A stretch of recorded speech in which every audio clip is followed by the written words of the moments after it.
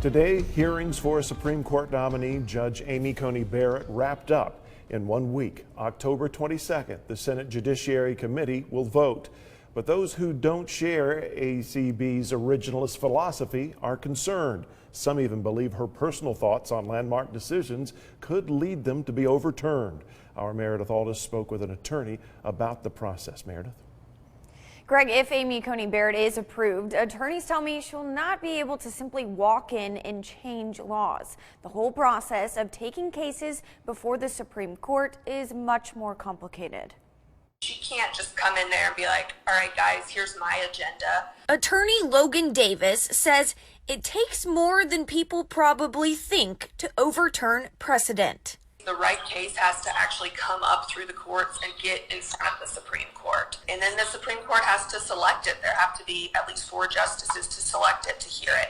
There are 2 paths a case can take to make it in front of the Supreme Court, state and federal. They have to go and say that a specific case was decided the wrong way.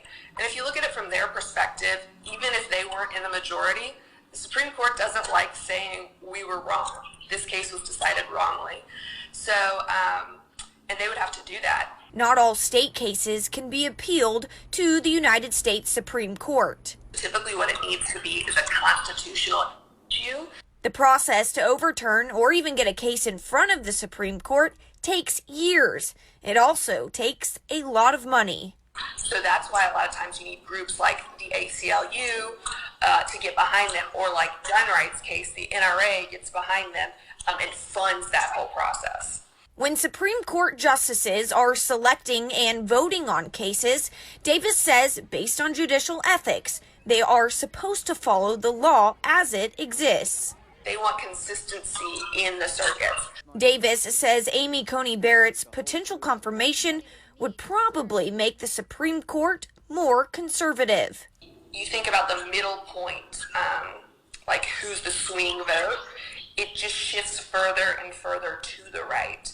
But she says she does think justices try to be apolitical. The Supreme Court and the judiciary in general wants to be nonpartisan and not involved in politics.